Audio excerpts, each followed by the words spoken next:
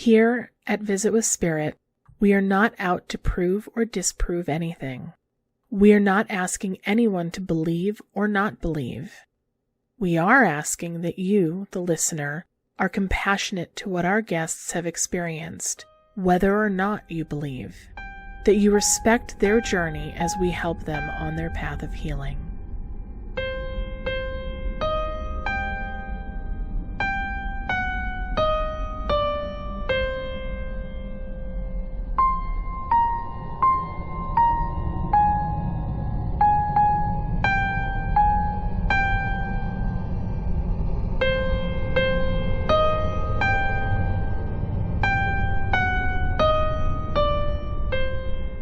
Welcome to Visit with Spirit, and we're here to listen to stories from those who have had a paranormal experience, as well as to help them process, understand, and feel good about it. Hello, souls and spirits. Welcome back to Visit with Spirit. I'm your host, Lisa. And I'm your host, J.D. And today we have guest Heather Wheeler from the Haunted Emporium in Whitensville, Massachusetts. Heather, thank you so much for joining us today. Thank you very much for having me. I'm glad to be here. Can you share with our listeners a little bit more about the Haunted Emporium and what you have there for products, services? Sure. I was given the opportunity. I was so thrilled about mid-November to open up a paranormal store. And we are small right now, but I am in the process of moving and renovating a larger space to move to in a few months. And I'm super excited for that. I sell products that all have to do with spirit communication. My disclaimer here is that I am not a medium, so I do like to empower anybody to know that they can do this themselves. They just need to learn the proper way to do it and find the right tool for them. But I will do everything from oracle card readings to teaching people how to use dowsing rods and pendulums, or if they actually want to do paranormal investigating, I also have some of the electronic equipment that we take into investigations to help capture evidence of spirit.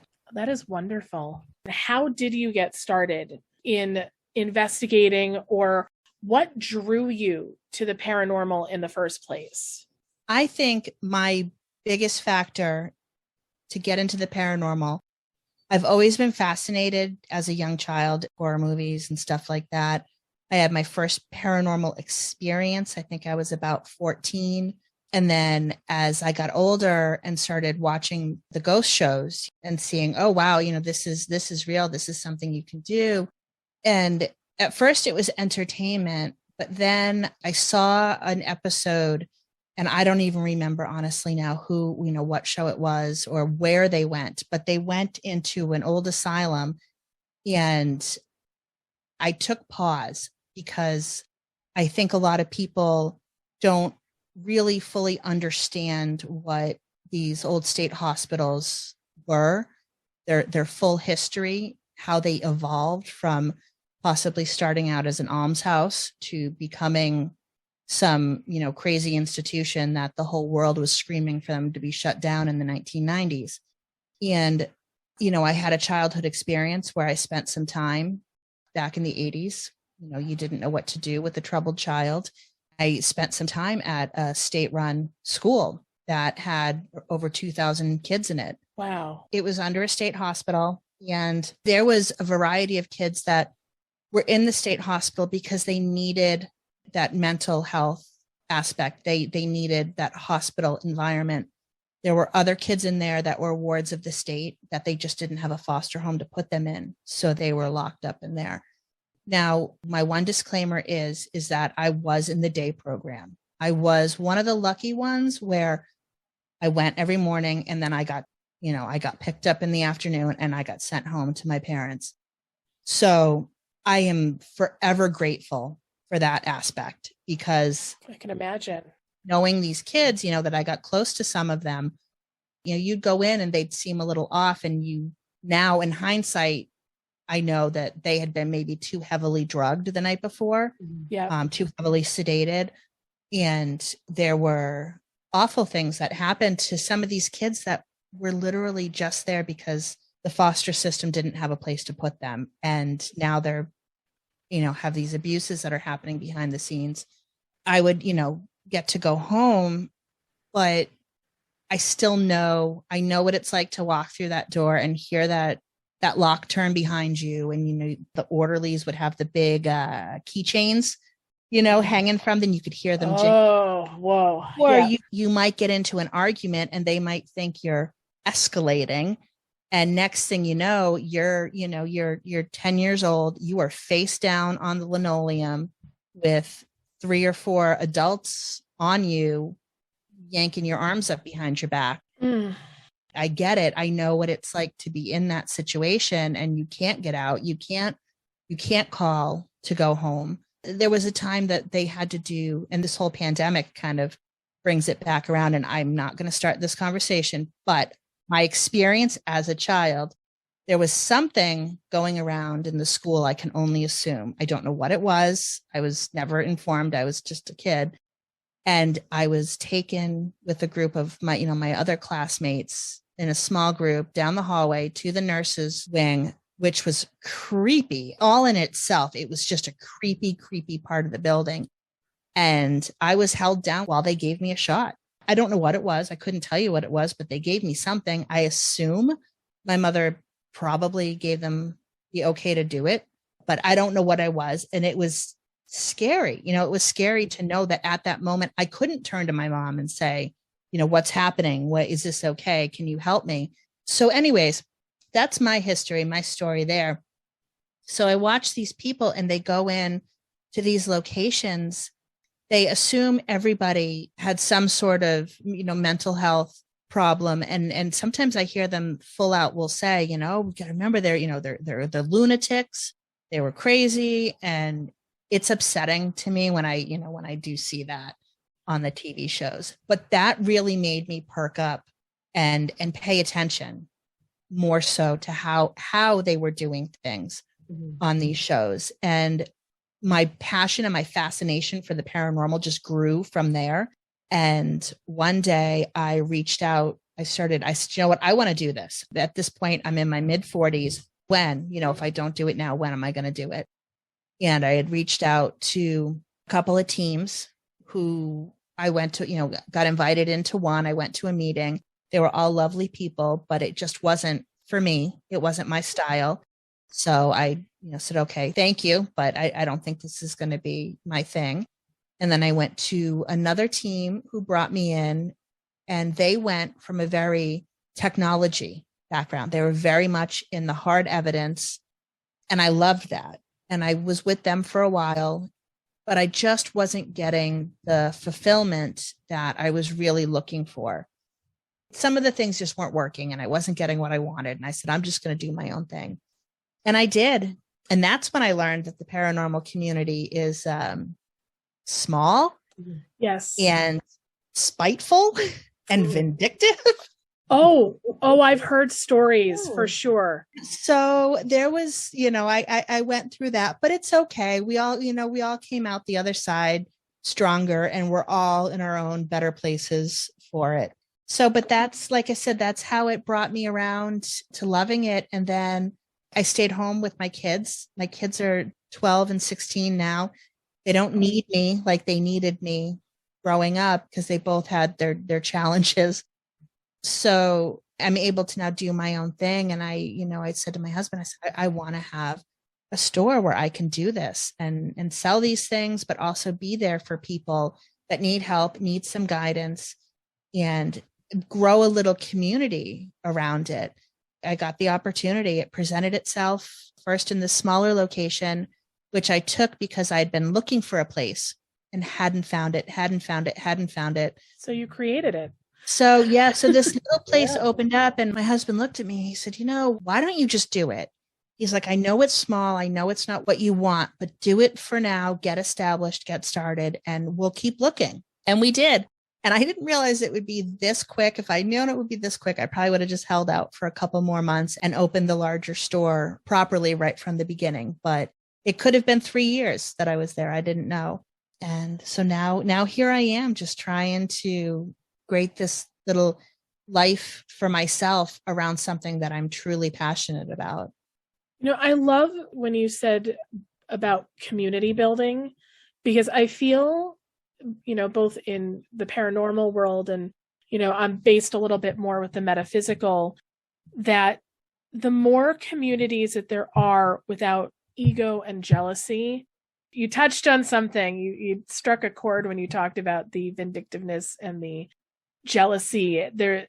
In the metaphysical world, I would love to say that it's all love and light. And I've come across more people who are so easily threatened, who are so ego-based. Yes. And so fear-based that somebody else is going to step on their toes. And it's over the years, I've had to learn to be overly cautious. And it's like, man, it would be great if we can just understand that there's room enough and there's space enough for everyone.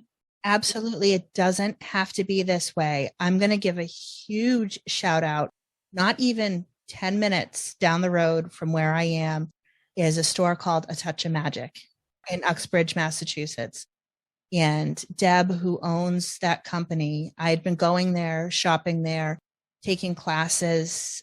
She's got some wonderful mediums that work there, some wonderful card readers, Reiki masters. And, it's a full metaphysical shop. They do full moon rituals. She's got this beautiful community. And knowing that I wasn't going to be far and knowing that what I wanted to do, there would be some overlap, I was worried, because I started this friendship with this woman.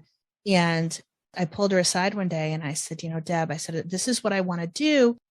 And I thought I was going to be 10 minutes down the road in the other direction from her, from a building that fell through, didn't actually opening, but I was preparing trying to prepare the conversation to have that with her. And I said, but what I'm looking to do is paranormal. She's 100% metaphysical shop. She's a practicing witch. They, like I said, they do their full moon stuff. They do all of their things there. And that's not what I do. And she said, oh my goodness. She said, that is the most amazing thing I have ever heard. She's in a big old farmhouse there that her shop is in. It's haunted. They coexist with the spirits beautifully. But she said, this is fantastic. She's like, why would I be threatened? I don't do this. And I said, well, no, I know, but there will be some things. She carries some of my products that I make because some of the things that I make in my store are things that I make with my full, intention behind it. And she had been buying them for me to sell, in her shop as well, supporting me that way. She said, this is fantastic. She said, you make sure you tell me when you're going to open so that I can shout you out. And she did. She, put it out there on her Facebook page because she's got a huge Facebook community. People were coming, I was, I follow Touch of Magic or I was just down there shopping and she told me to come check you out. She was just the biggest cheerleader. It was so heartwarming and so wonderful to know that it's okay. She's not threatened by me. I do something completely different. Are some of our customers going to overlap? Sure. Do some of our products overlap? Well, absolutely. I mean, some of them I make myself, but that's okay, because people are going there who want guidance on their magical path, right? That's what they're looking for, their magical community. And I've got my paranormal community over here, and we can coexist. I look at places like Salem, Massachusetts, where there is a shop around every corner, and some of them are a little bit competitive, to be nice, but others, when I was doing sessions and classes down there, I went to a wonderful place, Artemisia Botanical, and they were so sweet. And their other reader who was there was more than willing to point me into different spots where I could post my flyers, which I thought was really cool. Mm-hmm. That here is a practitioner and he's like, oh, they're going to be really receptive. And if you go over there, you don't always find that. And I think seeing like a town or a community where there is a gathering or concentration of all of these little shops, it becomes a draw for people in this community. If you go to the theater district, you have a ton of theaters. You go to the fabric district in New York, got a ton of fabric stores. What happens is you draw a bunch of people who want like an all-day experience, and they want to be able to shop hop Or instead of just driving, like, say, 2 or 3 hours to go to one shop, well, now they have two options. They can go to Touch of Magic, and now they can go to Haunted Emporium. Having more than one of a similar, even if there was more overlap, I think it's good because it gives people more of a reason to even come to the area. Absolutely. Absolutely. And it's such a vibrant and exciting community. It's more her sending to me as I'm just growing and getting started. But, I've had people come in and say, oh, well, how do I do this if I think there's a spirit in my house? Or what do I do if I think that? And, I help them through that. They say, well, what if somebody's trying to send me, negative energy? And I wait, somebody living or past? Living. I said, well, they start asking about spell work. Do I do some of that personally myself? Behind the scenes, yes, but I'm a novice basically. So I'm not going to start advising on it. Yeah. I know what I know, my few things that I make, that I put my intention behind, that I've researched these specific things. I do. But if you're looking for something to attract wealth or to I don't even know what, it's not my thing. And I don't do energetic cleansing like Reiki with anybody. So I send them down the road because it's just, I know what I know. And if I don't know it, then I'm not going to mess with it. And I think that's smart. I think that's very smart and a good kind of precaution to listeners out there. If they want to get into, say, what you're doing, paranormal work, they really need to educate themselves. It's not something that you want to casually dabble in without taking the steps to learn the proper, as you said, techniques, precautions, what I like to call spiritual safety. Right. Absolutely. And I can help people protect themselves, do a grounding meditation and help with stuff like that. But if somebody has an energetic trauma, it's not my thing. I wouldn't diagnose a diabetic. I'm not going to diagnose it. No, but it's true, Yes. No, it's a good analogy. You can do more harm by taking pot shots at things. So you're best to. I feel the same way with medical mediumship. I've given sessions where medical information has come up, but I always say, you need to go talk to your doctor. So if I'm picking up a heart issue, I'm not going to say, you have a heart blah, blah. No, it's, what's your next doctor appointment? You might just want to just make sure everything's working. Or have you been feeling any chest pain? Oh, yes. Check it out with your doctor. Like, it's always go see the doctor. I know you brought up diabetes as just an example, but there's a lot of people in the metaphysical world who start trying to play doctor, and I think it becomes very dangerous. Yeah. I'm an East meets West kind of girl. I'm all about holistic medicine when you can, but you know what? If I have an infection, I'm taking antibiotics. Like, I'll get some Reiki and I'll take some antibiotics, let's attack it from both sides. But yeah, that was a good analogy. So do you host investigations or do you have your own group that you go out with? What do you do in regards to investigations? I do have a team. We're a team of women. There's 5 of us right now, and not by design. We just happen to be 5 women that came together that love to do this. And we really span a wide age range as well. So we are coming at it from 2 completely separate generations. So we can bring some just different techniques. My team is called Old Souls Paranormal, and we do a lot of, just for fun, a lot of haunted locations we'll rent out for the evening and do investigations. We love the Oliver House in Middleborough, S.K. Pierce House out in Gardner. Up in Winchendon is the Murdoch Whitney House. So stuff like that, the USS Salem docked out in Quincy, that kind of thing. But we do also do residential as well. I do have a medium on my team, although that's not something that we ever go in anywhere and advertise. We kind of just try to go in to any investigation very neutral and just trying to capture whatever evidence we can on our equipment. What has been the most interesting or not, I don't want to say shocking, but kind of surprising evidence that you were able to pick up on an investigation? So It's funny. I think my most shocking or surprising thing wasn't actual evidence capture. I do have direct responses. Majority of my evidence is audio. I don't know. I think that might just be their easiest way to communicate with the electronic equipment. That's what I found kind of overarching to be the most. But the craziest things that I had ever seen, and it took a while for it to happen, was at Wilson Castle in Proctor, Vermont. Incredible building, incredible story. And that night was the first night I ever heard a disembodied voice. Because generally I don't hear stuff like I think, some people who are more sensitive could hear it. I get usually all my evidence after the fact when I've come home and I'm doing the review. But, in the dining room, we were there doing an Estes method where I had two women who had spirit boxes that they were listening to the headphones and they couldn't hear us. And then myself and this other guy, we were asking questions or, trying to communicate.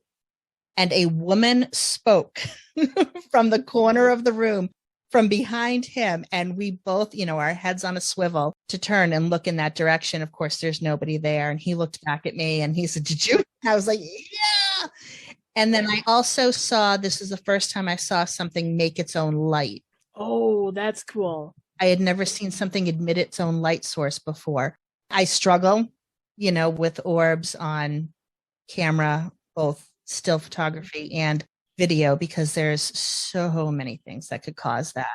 I tend to just go, "Oh yeah," I don't want to tell people, "Yeah, that's not real." I don't want to be the bummer in somebody's great evidence.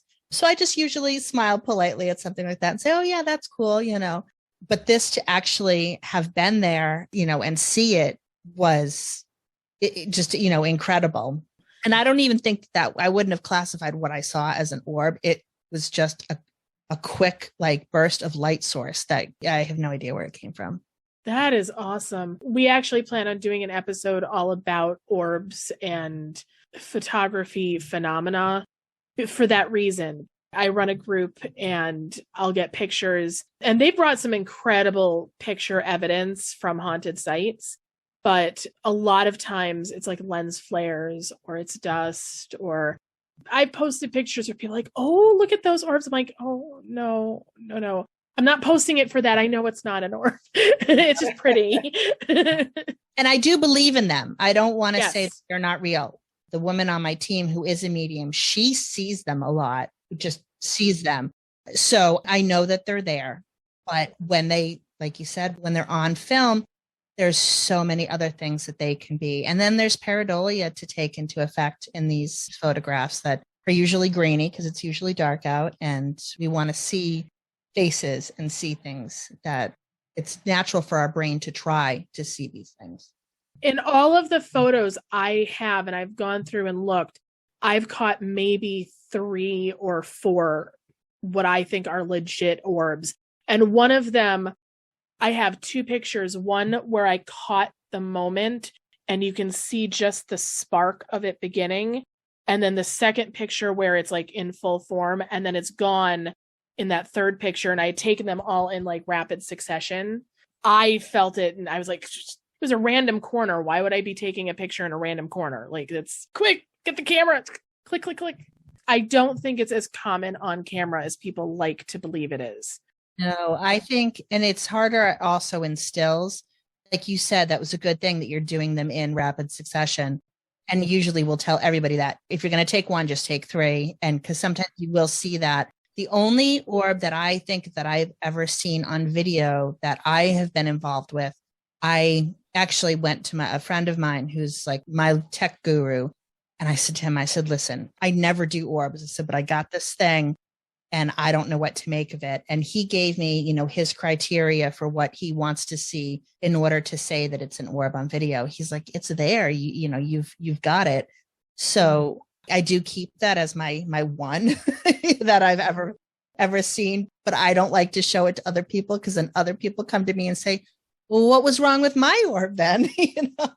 It's tricky. You don't want to rain on somebody's parade, but Right. Heather, with your group, what are some of your favorite places to invest? Like, what places are you drawn to energetically? I'm going to go back to Wilson Castle again.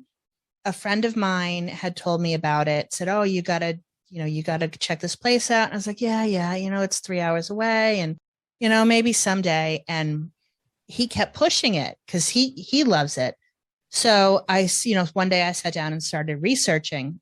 And as I went through, I saw a picture. They have this really unique swing out on the veranda, and my heart stopped. We would go vacationing when I was a child to Vermont. We'd spend 2 weeks up there every summer at the top of a mountain, no TV, no telephone, sheep grazing around the edge of the cabin. My most wonderful childhood memories were there.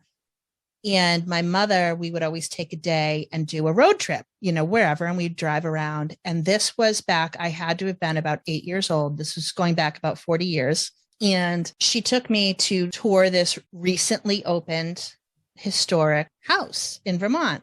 I always remembered, I would always go back in my mind, oh, there was this cool place. Couldn't remember where it was because I was 8 years old and, I have no idea how we got there. But I always remembered this really unique swing and the tile pattern on the floor underneath it. And it was just a really happy childhood memory. And when I saw it in the picture, I was like, no way, this is this place. And I called him up immediately. I'm like, I'm in, book it. I don't even care if it's just me and you and, I have to pay for the whole thing. I'm going. And we ended up going with a couple other people. And I met the owner and she said, oh yeah, we had just opened. And I talked to her, and to be able to spend the night in this place was incredible. Not only the energy that was there, the things that I was seeing and hearing, and the evidence that we were capturing, but it's just a beautiful castle, in the woods in Vermont. And it'll always, I think, because of that childhood connection, have that little special place in my heart. Oh, that's so wonderful. Now, when you do investigations, how do you approach them? I know a lot of people find the entertainment value in paranormal investigations, but I also know that a lot of people come at it from a more emotional, compassionate place. How do you and your group approach your investigations? What kind of energy do you try to bring to the location, and what kind of data are you looking for, and how do you leave the location after you're done with an investigation? Like I said, most of the places that we go to are commercial locations. I would approach a residential location being called in when we've done those completely differently, because that is situational and they're all different. And you really need to be guided by the current residents, and what their beliefs are, what their needs are. And 9 times out of 10 with that, it's not even really something paranormal. And if it is, making them feel comfortable, because it's usually a fear of the unknown more than it is a ghost trying to hurt you or something like that. But most of the places that we go to are, like I said, the commercials where teams are in and out of there all the time. And I love to watch teams do these things, other teams, and how they approach them too. And a lot of times I cringe. We are very respect driven. I'm looking for respect for the property physically. Don't tape down cords that are going to, destroy the hardwood floors. Be respectful to the physical property. Be respectful to the owners, the docents that are there, the guides that are there, whoever's working the place. They're going to have their rules and regulations. Listen to them. Be respectful of them. And then to be respectful of the spirits. Some of these places have had trauma, and there might be somebody that passed under tragic circumstances. Be respectful to them if they're still there. But also sometimes if there could be a hypothetical, say there was a place where somebody murdered somebody. Obviously, you go in being respectful to the victim for whatever their circumstances were. But now let's flip it around and say maybe the attacker's spirit is still there. I see people go in sometimes to situations like that, and they start name calling and just, you were so awful and you're evil and you're blah, blah, blah. And it makes me cringe, because what if their spirit is over there? And now I don't know their story, right? I don't know what they're currently feeling, but if their energy is still there, maybe they're working on bettering themselves. Maybe they're there because they're trying to come to grips with it. Maybe they're sorry. Maybe they're not, but I think the point is I don't know. Right. So I don't want to go in and be disrespectful and be rude to them if they are still there trying to better themselves before they go to the next stage in their energetic change, their energetic existence, depending on, what your belief system is. Who am I to go in and be rude to them? I've made mistakes in my life. I've done bad things in my life that I'm sorry for. And it's just not my place to name call. So very respectful of everything. And if you were to encounter something that is evil, or that it has bad intentions, and mind you, I have yet to actually see that. They're not as common as the TV shows like to make them out. Do you want to make it angry? Like, what are you doing? Don't poke the bear if that's the case. Be respectful as that. Thank them. Back away quietly. All of our investigation is done that way, being respectful of everything. And, our question asking and not forcing, when I see people, speak to me now, I demand you speak, make a noise. If you told me right now as I sit, demanded me to do something, I'd be like, yeah, no, because it's disrespectful. And then when our investigation is over, we'll go out, outside, and we obviously pack up all of our equipment and we'll wheel it all out. And before it even gets loaded up into the truck, we're saging ourselves. We're taking that moment to ground ourselves. I'm saging all of my equipment, making sure that everything is clear and just done. And I can give you one example of a time that I forgot to do that. Uh-oh. And no, it wasn't an uh-oh. It was just, it was funny. It turned out to be funny. And we're going to go back to Wilson Castle, where that one, as opposed to going home at midnight, was an actual overnight where we had slept there, the four of us, and there's 2 couches on an upstairs landing. I slept on one couch. The guy that I was with slept on the other one. And he had equipment, around his couch, and it kept going off and it was waking me up. And it was just, I think we slept for about 2.5 hours, and then we had a 3-hour drive home. So we get up, we pack all of our equipment, the 2 other women, we wake them up, they're up, we're packing everything up and we're leaving. We're all exhausted. And I completely forgot.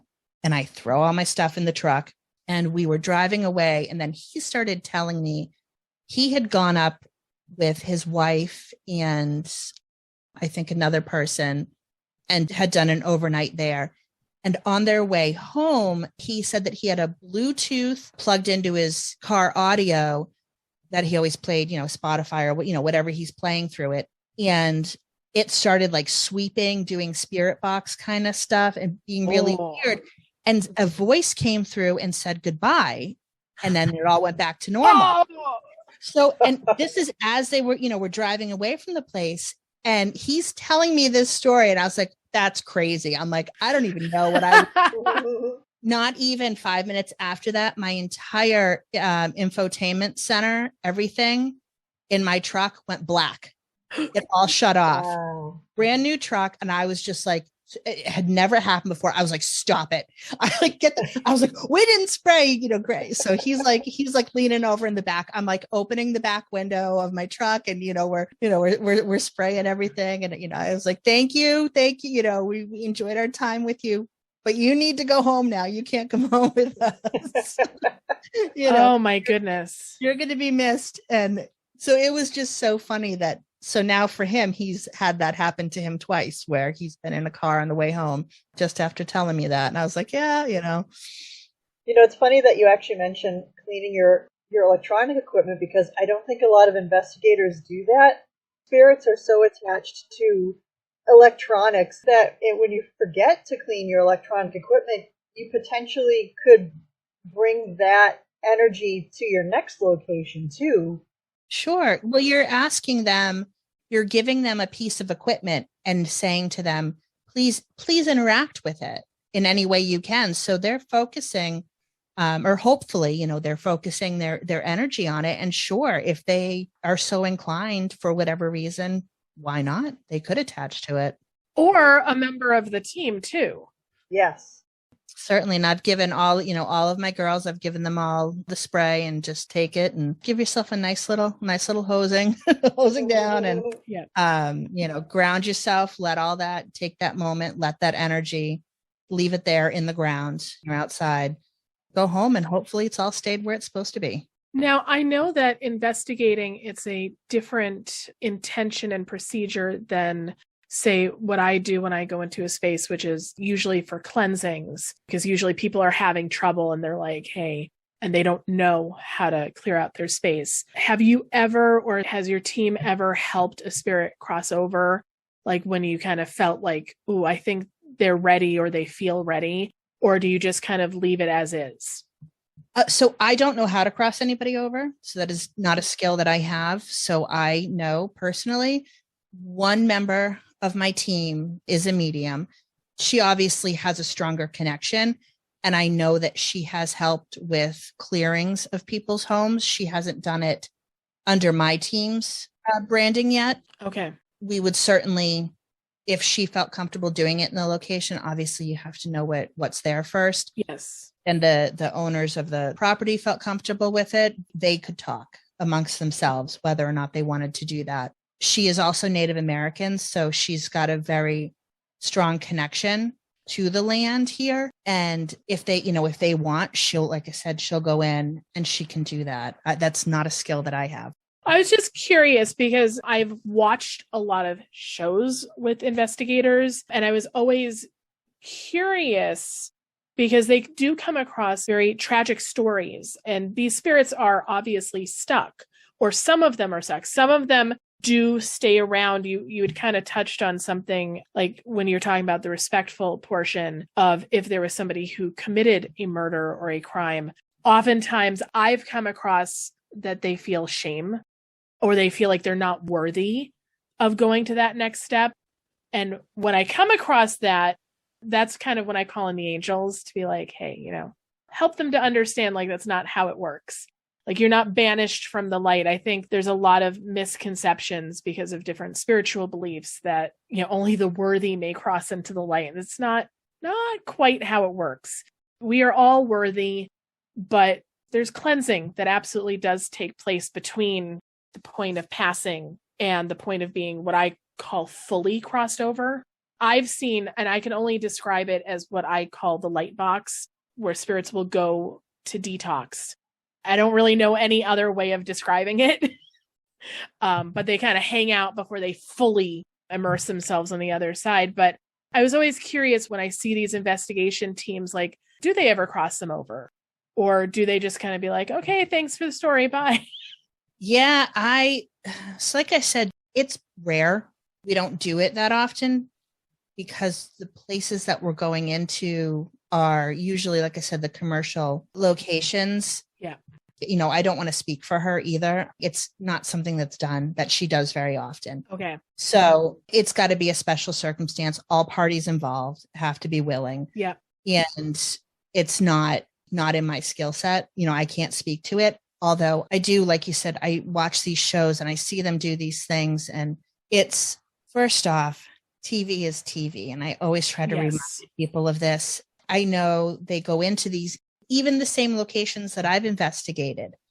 I see these TV shows, these big TV shows going in, and they will make stuff up because they're looking for ratings. And you have things that are happening off camera where a lot of this electronic equipment that I think people don't realize is so easily manipulated from somebody off screen. I can demonstrate so simply with a K2 meter and my cell phone how you can manipulate these things. Now, I love these ghost shows. I'm not telling people not to watch them or not to enjoy them for entertainment value. And I love watching them to see different locations. But they are TV shows. They have a producer that needs ratings. Yeah. They have to meet, and they're being pushed to do things. And I've watched some shows go downhill. It's sad because you go through the years, you become emotionally invested in some of these people, and then you start to see them start changing their investigation styles, and they're doing things differently, and it's disheartening, and it's a letdown. But at the end of the day, they've got a contract with their TV show that they've got to, have these ratings and competition. I go back to the original Ghost Hunters shows where they would go and they would do an investigation. And at the end of it, they would say to the person, we're sorry, but we didn't get any evidence. And that's real life. Yes. And they've been around for 20 years. And then other shows start coming in, the competition starts getting harder, people start branching off, and there's offshoots of this show and that show, and the pool becomes so muddied. You start acting to get your show out there, to make yourself somehow different. And it's unfortunate, but I know two people who've been approached. I have a medium friend in Connecticut who's been approached several times by producers, and she's turned them down each time because of that. And there's an investigation team up in New Hampshire that has been approached, and for the same reasons that you're speaking of here, they just absolutely refuse, because when you're going in because you're passionate about it versus when you're going in for entertainment value, it's two totally different products. And frankly, I think it would be better, but this is just me, to see an investigation team come out of an investigation and say, you know what, we really didn't get anything, but that was a cool experience. Sure. I mean, we've gone to places and there's been, and nothing's happened. And it's a bummer, but it is real. It's reality. But again, watch the shows, enjoy them. I do. I don't want to tell people, oh, it's all BS, don't watch it, because I love it. Check out the locations. You might see a place that you can get into and rent, and you never know.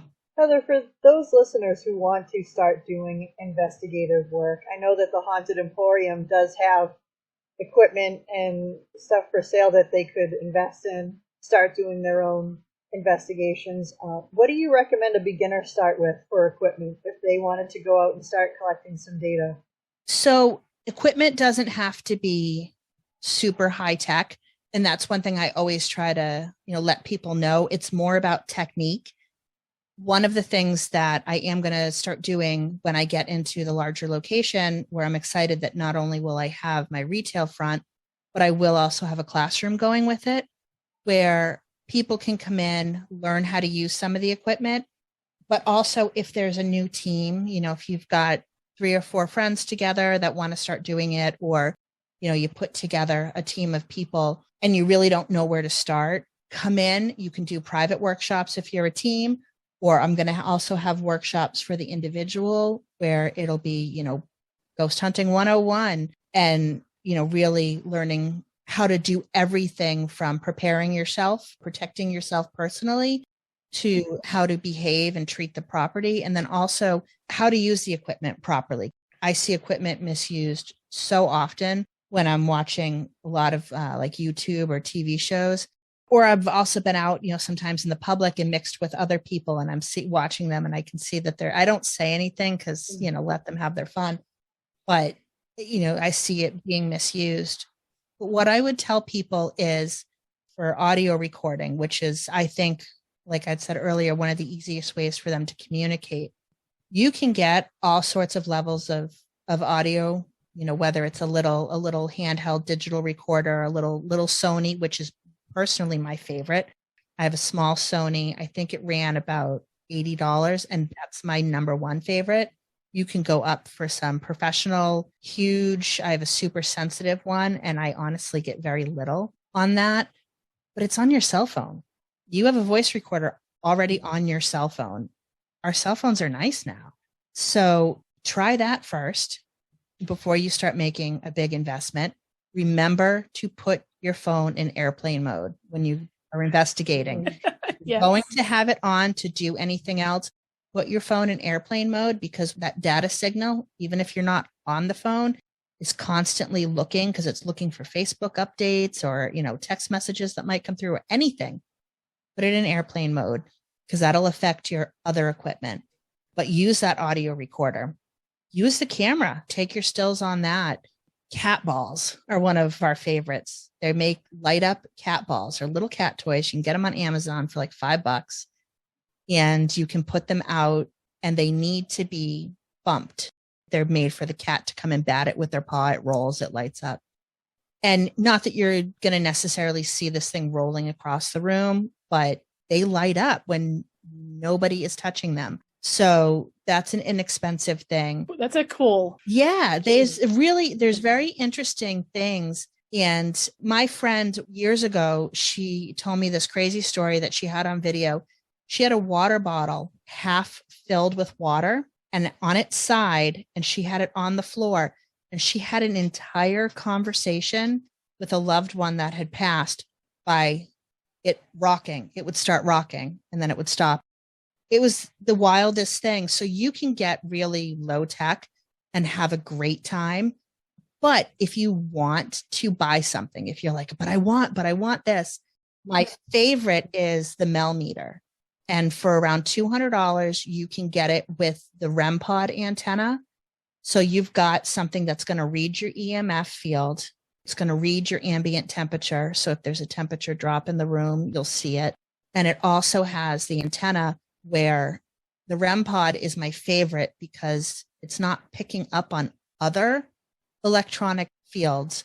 What it's doing is it's creating its own electronic field and waiting for something to physically break it. So that piece of equipment, you get 3 things in one. Do that and then use your phone and maybe a few cat balls and have an awesome time. That is awesome. So cool. Those are great recommendations. And you also have a podcast as well. I do. I have the Haunted Emporium Paranormal Podcast. It's kind of a mouthful. It's just started, so I've only got 2 episodes out now, and I am working on get some more out there. My goal with that is to help to educate people within the paranormal field, and mostly because paranormal is an umbrella. It does hauntings, it does UFOs, and it does cryptozoology. And while I find the other 2 fascinating, that's not what I do. So I'm definitely geared towards the haunting and the ghosts and everything from equipment to locations to speaking with mediums, how they communicate, and hearing other people's stories. And I can't wait to have that grow and be a support for my store. Now, if any listeners want to get in touch with you or come to visit the store, what's the best way for them to find you?